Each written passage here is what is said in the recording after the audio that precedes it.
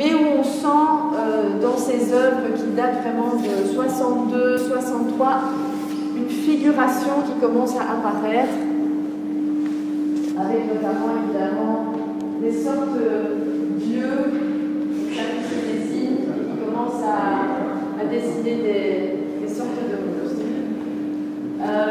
La première véritable série identifiée de Jacqueline, c'est The Accidental Paintings, et nous avons notamment les Playboy, qu'on est très content de montrer, car ils reviennent en Belgique. Je disais quelque chose? Non, je disais, on est très... Ah oui, ça c'est drôle. Oui. La première fois qu'ils se sont retrouvés. Voilà, donc c'est une sorte de couple, le Playboy numéro 1 et le Playboy numéro 2, qui ont été présentés pour la première fois en Belgique en 1964, ensemble, et puis ils avaient été depuis séparés. On est très content de pouvoir les réunir à nouveau près de 60 ans plus tard. Donc c'était important pour nous et pour Jacqueline de les retrouver. On était aussi très contents de voir qu'ils sont restés en très bon état. Et dans ces images, évidemment, on retrouve ces figures monstrueuses et aussi des éléments qui montrent de voitures, parfois de ces roues, ces carrosseries. D'ailleurs proposé à Guy Debord et Raoul Vaneigem et Cotani à Bruxelles, donc la première fois qu'elle parle, qu'elle évoque ce projet d'une revue en langue anglaise du situationnisme, c'est à Bruxelles. Et donc elle va lancer sa propre revue qui diffère évidemment très fort de la revue de Debord, parce que là c'est vraiment une revue artistique beaucoup moins théorique, avec énormément de collaborateurs qui vont participer. Et ce numéro-ci, qui est le numéro 2, a par exemple entièrement été réalisé en Belgique.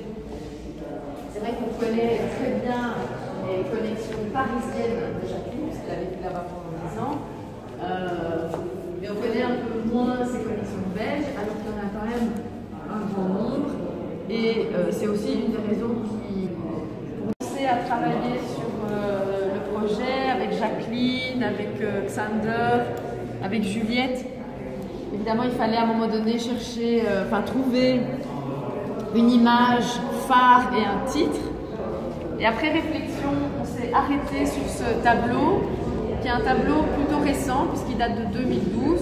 Et c'est vrai que c'est important pour Jacqueline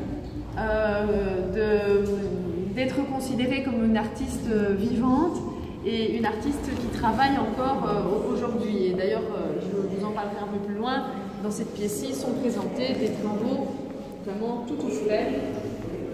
J'aimerais vous poser la question du rouge. Vous êtes en rouge. Qu'est-ce que ça symbolise pour vous, le rouge? Là, j'ai mis le rouge parce que ce rouge-là, j'espérais qu'il allait être dans le catalogue et il y a un rouge qui est différent. Ce rouge-là, mais on peut dire le rouge qui est là sur le tableau en bas. Regardez. Oui. Le rouge, c'est une couleur. Le rouge tellurique. Le rouge tellurique. Le rouge des... Vous savez que les couleurs dépendent des matériaux. Alors... Ça aussi, c'est un autre rouge. Mais évidemment. Mais ça, c'est... Il y a dans ce rouge une symbolique... Absolument pas. Non. Dans rien ce que je fais, il y a un symbolique. Carrément. Ah oui. Ouais. Et donc ça part de... J'ai plutôt quelque chose contre le symbolique. Non, il n'y a pas de symbolisme dans mes œuvres. Ni dans ce que je porte, d'ailleurs. Ni dans les couleurs. Ah oui.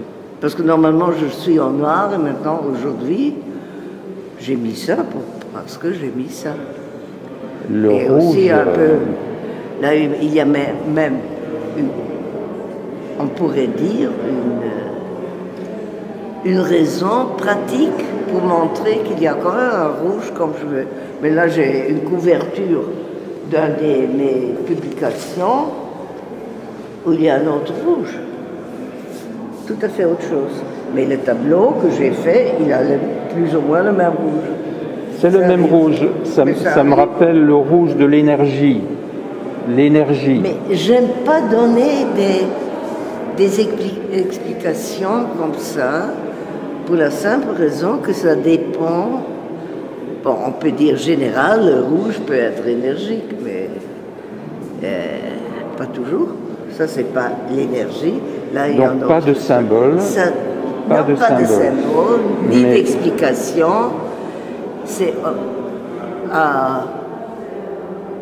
disons au lecteur au regardeur. De regarder. Oui, et c'est le regardeur qui fait l'œuvre, disait Duchamp. Vous n'êtes pas de mon avis. Mais je suis de votre avis.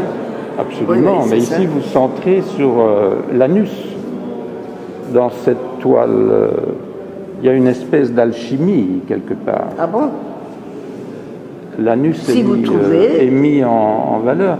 Cet être, c'est une... Je sais pas. C'est à vous de dire. Pas à moi. Bon, là, vous le découvrez après. Quand vous peignez, vous ne savez pas ce que vous faites. Vous... Je ne suis pas entièrement ignorante quand même de ce Non, mais là, vous partez dans une histoire. Vous avez envie de raconter quelque chose. Peut-être.